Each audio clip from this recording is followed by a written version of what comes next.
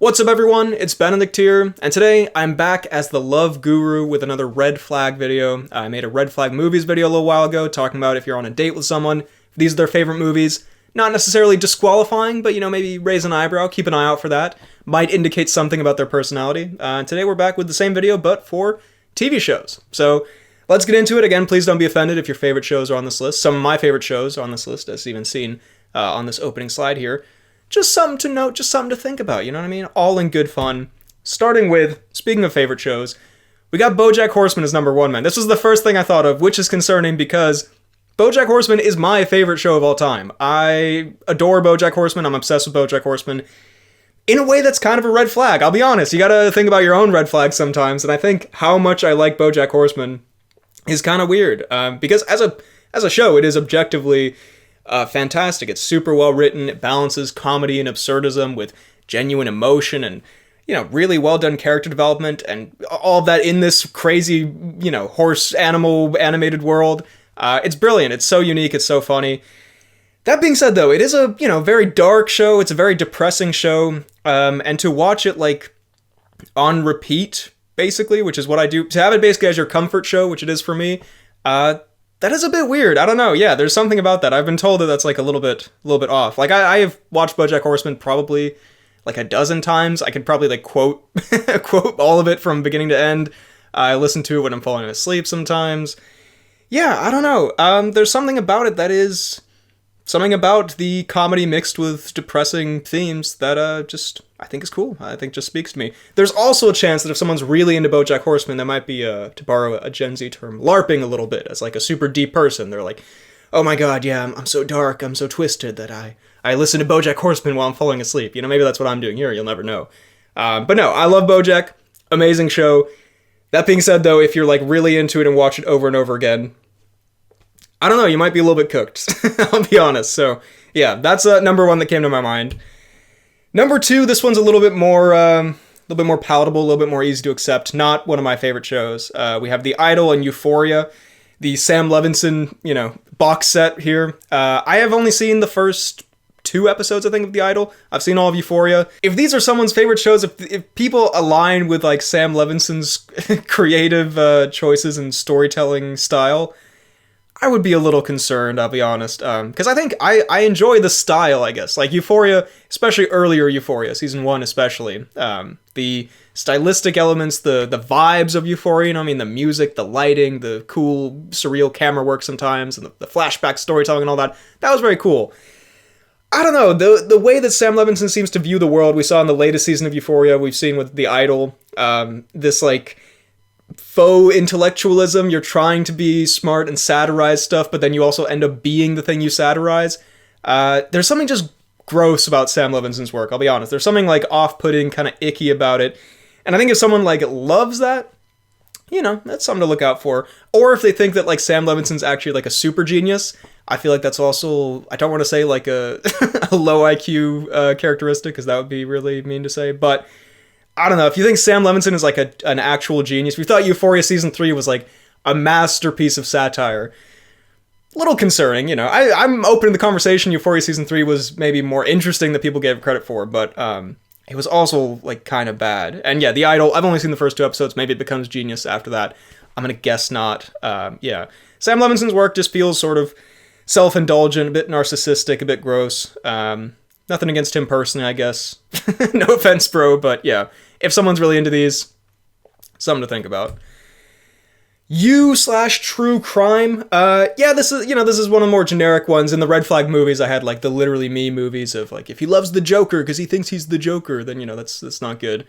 And here similarly, if someone, it's like a hacky comedian bit, you know what I mean? My girlfriend loves true crime. She's such a psycho. Everyone loves true crime. A lot of women like true crime. I've been told by comedy specials and such.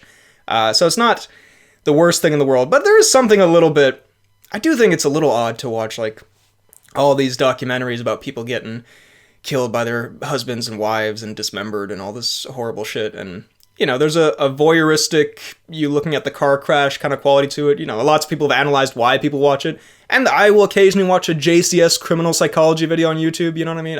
I get it. I understand the appeal to some extent, but watching it all the time, this being your kind of comfort TV, I don't know. Also, if you're dating someone, I just wouldn't want to do that all the time. Like, it could be fun to watch, every once in a while, true crime thing. Oh, this is so freaky and crazy and scary. But, like, to be really into it and then listen to the podcast as well and reading crime books and all this stuff, I don't know. I feel like that would be, that would be a lot to deal with, I guess. And you, I guess, you is not true crime, but you is sort of a fictionalized embodiment, I guess, of this sort of thing. Although, to be fair, I did actually quite like you. I thought it was a fun, goofy, like, Netflix kind of slop. Like, good slop, you know what I mean? Like, there's terrible slop that just gives you a headache, and then there's kind of garbage, but, like, it's sort of, the way they put it together. There's enough effort there that it's kind of entertaining to watch. But yeah, also, if they're really into you, maybe they also think they're literally Joe Goldberg, and they want to wear a baseball cap and follow you around or whatever he does. Yeah. Also, you became fucking stupid towards the end, man. When he became, like, a fucking Cambridge professor or whatever in season 4, I tuned out there. I was like, all right, man, this is kind of jumped the shark here. But anyway, all of that rambling together, I'd put this on the red flag list. Twin Peaks: The Return. Yeah, this is another one where I'm a big fan of this. I think this is an amazing TV series / 17-hour movie, depending on how you want to look at it. But if someone's favorite show is Twin Peaks: The Return, if that's like their go-to, if you're like, oh, babe, what should we watch tonight? And they're like, gotta do Twin Peaks: The Return, of course. We gotta get our third rewatch in. They may be insane, man. They may not be mentally stable. Because, yeah, Twin Peaks: The Return is just such a...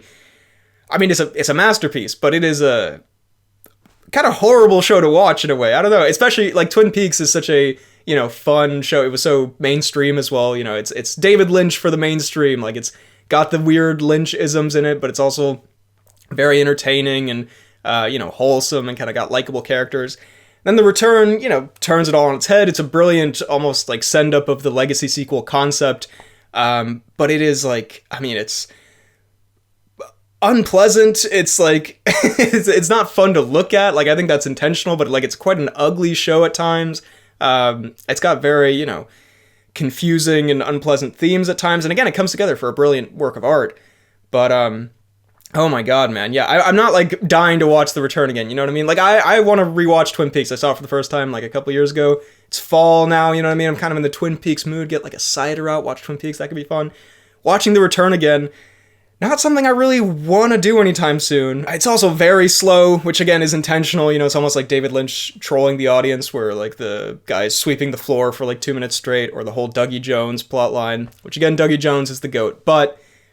yeah, Twin Peaks: The Return. If someone loves Twin Peaks, I have a green flag segment actually coming up at the end. Twin Peaks should be in there, man. That's a huge green flag. Twin Peaks: The Return, maybe a little bit of a red flag. Move on to Rick and Morty. This is an obvious one, but also I feel like it's one of those, pendulum swinging culture things where first when Rick and Morty came out, it was like, oh my god, this is so fun, this is so cool, so unique. And then it became, the meme of the annoying Rick and Morty fan who's like, you're not smart enough to understand it. And now I feel like I'm seeing it swing back the other way a little bit, where people are like, oh, people went overboard with Rick and Morty fans are annoying. Actually, it's like a really clever, smart show. And I feel like now I'm in contrast to that, because I'm like, you know what? Rick and Morty is... yeah, that's a red flag show, man. I enjoyed the first few seasons like everyone did when they came out. I was also 14. I feel like that should be noted. And I can agree that the, Rick and Morty is for the higher intellectual, you have to have a super high IQ to get Rick and Morty. That's been overstated. Like, there are plenty of cool, normal people who watch and enjoy Rick and Morty. But that being said, though, this kind of show, it does attract that a little bit. Like, I still have seen, it's not a baseless stereotype. I've seen... comments and stuff that indicate those kind of people are still watching the show. And it's funny, I even saw a video of someone defending the show against that, where they were like saying that it's been overdone. People think the high IQ meme, that's all Rick and Morty enjoyers. Actually, it's just normal people. And the guy in that video came across as like an annoying sort of thinks too highly of himself, thinks he's smarter than other people. And I was like, bro, you're literally proving the point with like the tone you're taking in this video. So yeah, Rick and Morty, it has its fun, and you can be normal and enjoy it, but it also does, I think, attract a little bit of a, I was going to say Reddit Chungus crowd. I don't know if that's an accurate statement. Sometimes I just say words that I've seen on the internet, man. I don't even know what that really means. But, attracts a slightly Reddit-y type audience. And, sometimes that could be a bit of a red flag to someone. Who's to say? We move on to Black Mirror. This is more for... this is less for like, oh, this person's so fucked up and they're so tortured and you shouldn't, you can't handle this kind of person. More for the fact that they either think of themselves as that, or they also think of themselves as like, an intellectual. If you are like obsessed with if you think Black Mirror is genius, I don't know, man. Black Mirror is good. It has its moments, it has its episodes, but it's also such a I don't know, I'm 14 and this is deep, like, trap. Like, some of the episodes, man, this fucking episode right here with Daniel Kaluuya, the 15 million merits or whatever, ridiculous episode, man. That is such a, like, edgy, 14-year-old writing, like, a dystopia, and what if there was porn of your crush being assaulted on all screens around you at all time because society, and then you threaten to kill yourself, but then you join society, the bad part of society. It's like, get the fuck out of here, man.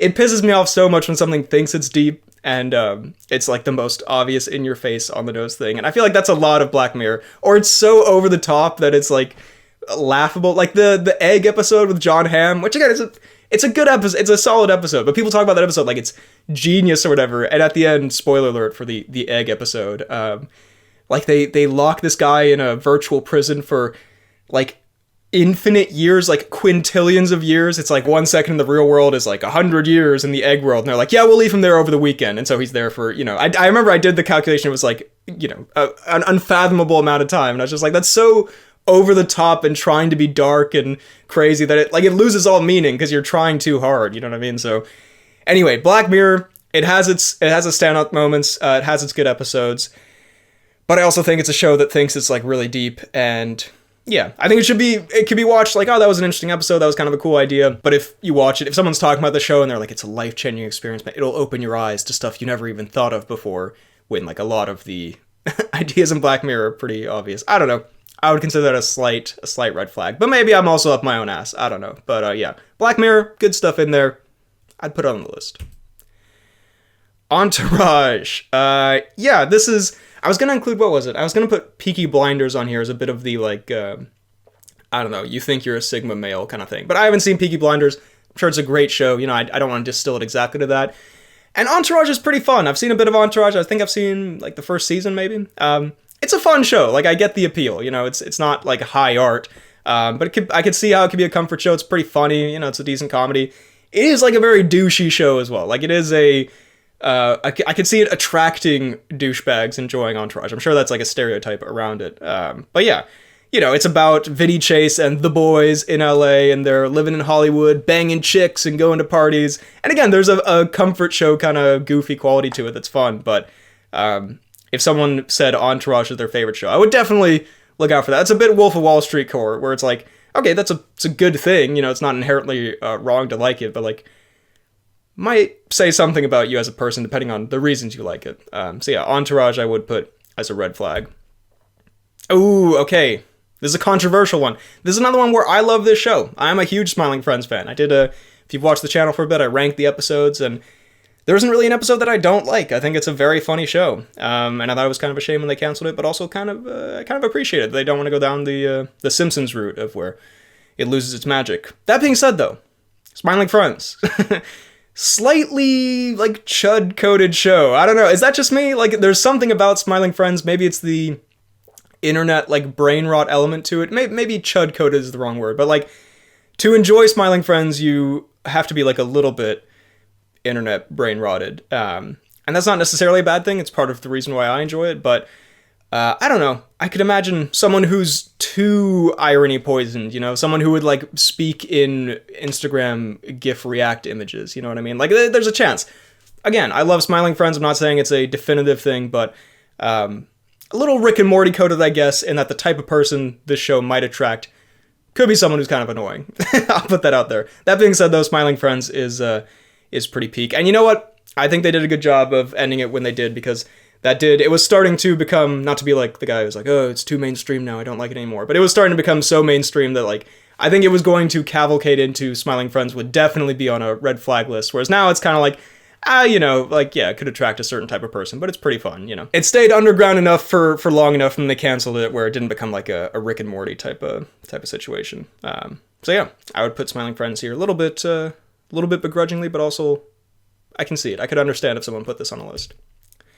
This one I have no qualms with, man. The Big Bang Theory might be fucking number one on this, honestly. I'm not saying don't talk to someone if they watch The Big Bang Theory. I have friends who enjoy The Big Bang Theory, and I don't hate them necessarily. Well, I don't know, man. The Big Bang Theory is just drivel. It's just dog shit. Like, if depending on why you like it, I guess. If you grew up with it, if you know it's a nostalgia thing, if it's a bit of a comfort show thing, also you can like what you like. You know, there's no harm, no foul. That being said, though, you like The Big Bang Theory, man? That's that's concerning. It's just awful. Like, I've seen 2 episodes in full. I've seen a lot of clips, obviously, you know, on the internet, but I've seen 2 episodes in full. Maybe I need to give it more of a chance. But if I had to name a show I don't want to give a chance, if I had to name a show I do not want to watch, it would be the fucking Big Bang Theory, man. I hate all these characters. They're all awful and annoying and think they're funny, and they're not, as does the show. It's pop culture references. It's just like even aside from the pop culture references, just the jokes and it's the hackiest, lamest. Like, I get it. It's meant for mainstream TV, and it's, you know, it's not meant to be super in-depth or super clever, well-written. But, like, man, I fucking love sitcoms, and there's so many great sitcoms. Like, you can have a mainstream TV sitcom and have it be, you know, above this fucking bar, man. Even Friends. I'm not, like, a huge Friends guy. Friends is, you know, leagues ahead of this. And you have, you know, classics, Seinfeld, The Office, fucking, we'll talk about New Girl and the Green Flags bit. You can write a show with, like, jokes that still works for, you know, everyone without having them be, like, the lowest common denominator, most obvious, Anyway, not to go on a rant here. Again, I don't hate you if you like The Big Bang Theory, probably, but, yeah, this would be... if I'm on a date with someone, they say my favorite show is The Big Bang Theory, like, or, hey, let's turn on some Big Bang Theory right now, I'd be like, hey, we gotta hit pause on this real quick. We gotta talk about some stuff. Finally here, I think, for the red flags, we have dating reality shows. This one I'm not that mad about. And again, this is sort of a cliche, like, oh, my girlfriend loves her garbage reality shows. But you know what?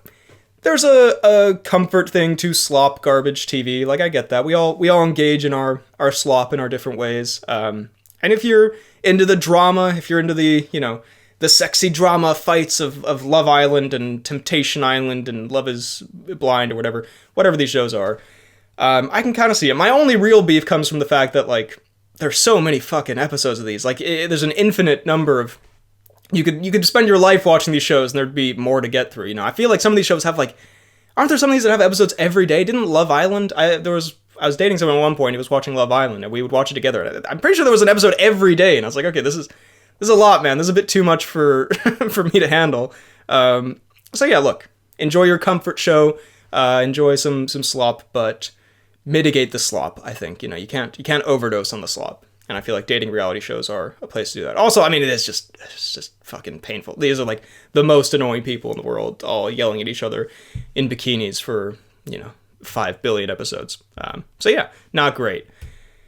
We move on here at the end. I feel like I've been very judgmental in this video. I apologize. I feel like I've been a little bit mean. Let's talk about some green flag shows. Some shows that if you like these, I would be like, okay, that's kind of cool. And again, are these kind of my favorite shows? Maybe. Maybe I've picked out some of my favorite shows for this.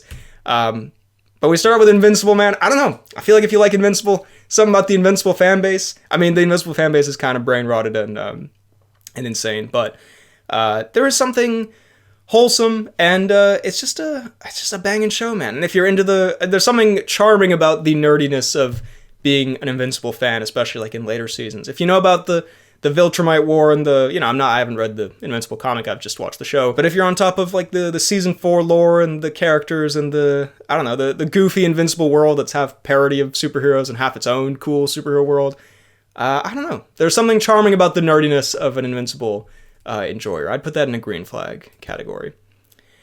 Adolescence, you know, this is kind of a basic choice, but shows a little bit of a reflection on society in modern day and the manosphere and the male loneliness epidemic and whatnot. There's a chance that if someone's like really into Adolescence, it's like a performative, like, please believe me, I'm not an incel. Look, I love Adolescence. I watched Adolescence 100 times. There's a chance that there's that, but I also think just in general, if someone enjoys Adolescence, or you don't really enjoy it, it was, you know, a pretty harrowing show. But if someone watched it and engaged with it and thought it was great, yeah, I think that's a green flag. It is a show about the modern times and masculinity and whatnot, and I think it's good to engage with that. Good to have someone engage with that. The Bear, little bit Bojack Horseman core, but less like cursed. Like The Bear is more of a straightforward depression show, I guess, and it's great, and it's about like we talked a little bit in the red flag movies and green flag movies video about like healthy masculinity kind of movies. You know, you got Good Will Hunting and Dead Poet Society, The Straight Story. I feel like The Bear is definitely a like healthy masculinity kind of thing. You know, you got Carmi's journey and his anxiety and self-hatred and all this kind of stuff. But then you also have lots of other characters. Richie's journey is phenomenal. The Forks episode could like change someone's life, man. The Forks episode is truly beautiful. I'm forgetting the other characters' names right now, but Carl, maybe that's definitely not his name, but the guy who goes to Copenhagen for a bit, he has a beautiful journey. You know, and also I say healthy, positive masculinity, but just also just healthy, you know, communication emotions from characters of all genders. And, you know, Io Debris, who's Sadie? Fuck me, man. I love this show. How am I forgetting all the characters' names? It's crazy. But Io Debris' character, also really well written. Just like a very well written show with intricate human themes, and yeah, kind of beautiful. So, and also, you know what, The Bear, it was like huge for a while, and then it kind of fell off, and no one really cares anymore. Someone stuck through The Bear, you know, through the low phase of like season 3. I guess season 3 was kind of bad. Yeah, season 3 it was. Then get to season 4, which is great. I'm watching season 5 right now. It's pretty good so far. Yeah, man, I would call that a green flag show. Severance. This is another one that kind of teeters on the edge a bit, because you could definitely be an annoying, like, oh, bro, you haven't seen Severance? You actually haven't seen any television at all, really, if you haven't seen Severance. That, it redefines the TV movie landscape. I like how I do, like, a douchey guy voice, that it sounds like stuff I would say. But, yeah, there's a chance if someone watches Severance, they'd be, like, sort of obnoxious about it. But Severance is a really clever, interesting show. It is unique. It has a vibe that is, you know, not really like anything I've seen before. I've sort of tried to describe it to people as, like, you know, it has some David Lynchy type of things in it, but not really. It's I don't know. It's hard to describe. It's a hard show to pin down the actual vibe. Yeah, funny, weird, offbeat. Severance is a cool show. And I also come back to, like, if someone wanted to watch this with me, would I be like, fuck? And if someone wanted to watch Severance again, I'd be like, hell yeah, let's watch Severance. Atlanta. This is a huge one, man. I think this is like 1 or 2 of green flag shows, because Atlanta is like prestige television. It's like a really clever, well-done comedy, but it's also not pretentious. Like, there are examples here of, like, Severance, for example, where you could definitely be pretentious if you watch Severance. I don't really see you being pretentious if you watch Atlanta. Like, it's highbrow, but it's not, I don't know, I feel like it doesn't attract annoying people, I guess. I haven't seen, like, Atlanta discourse that I'm like, yeah, that annoys me, or that it's like, oh, you don't even get comedy, man, you haven't even seen Atlanta. Like, it's just a really funny, clever show. Yeah, just a really funny, clever show. That's about it. And like really well made as well. And like, yeah, just an excellent show. I haven't actually finished it. This is like I suck at watching shows. This is a big thing that I need to get on. I think I watched season 3 was the last one I watched.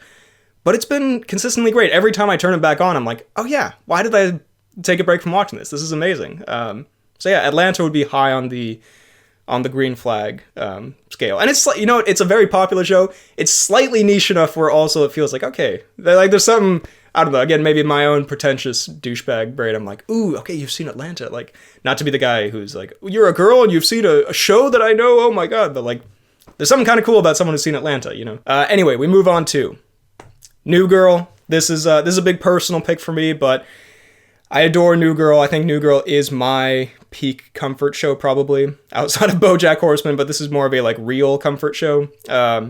Yeah, it's a classic sitcom, but it is such a vibe, man. The warmth and fun, and again, sort of like offbeat character interactions of New Girl, that's what makes it my favorite sitcom. Like, I think objectively, you know, Seinfeld, The Office, these might be the best sitcoms, but there's something personal feeling about New Girl, I guess. Maybe it's because I've, you know, watched it lots of times and my friends have watched it and this kind of stuff, but there's something about it where, like, I feel like I'm friends with the characters in the show, which is weird and parasocial, but I think that's also kind of the beauty of, you know, some comfort shows sometimes. And yeah, the Nick and Schmidt bromance, Winston, Coach, I'm just naming characters now, but they're, you know, the characters are so great, just their interactions. You could watch these characters hang out, you know, indefinitely, infinitely, and it would be entertaining, which is basically what the show is. It's just the characters, like, hanging out.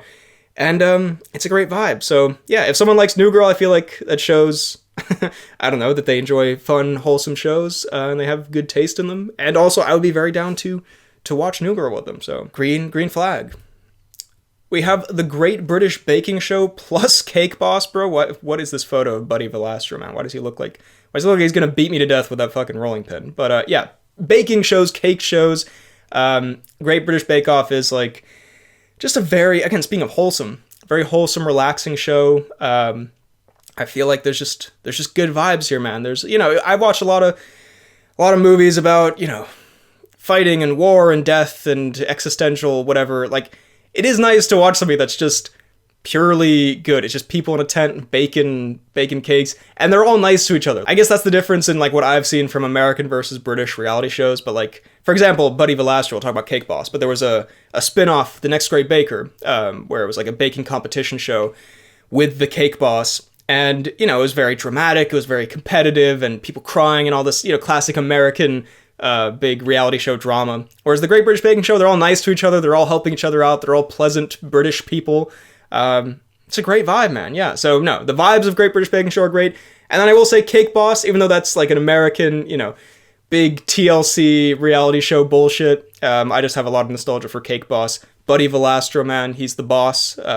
If you remember the Cake Boss intro, you're a real one. This is the crew, Mia Familia, classic. Yeah, I just love the vibes of some old school, late 2000s reality show semi-slop. Plus, them making the cakes was kind of fun. That was impressive. There was something satisfying about that.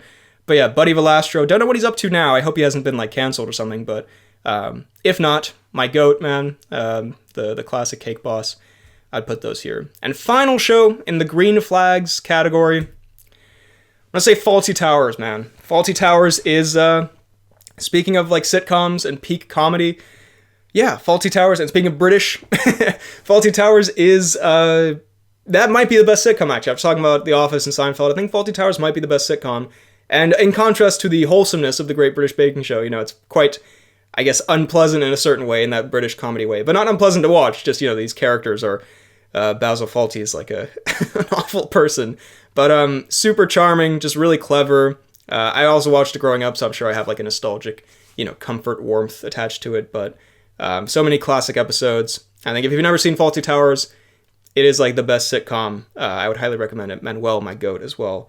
Yeah, so those are some red flag shows and some green flag shows at the end to balance it out a bit. What do you think of my list? Do you agree or disagree? Let me know all of your thoughts down below in the comments. While you're at it, be sure to like this video, subscribe to the channel, check out my main channel, BHL Hudson, my podcast, The Poorly Planned Podcast, my Letterboxd, Real BHL Hudson, and my Instagram, BHL_Hudson. And again, just to reiterate, don't take this too seriously.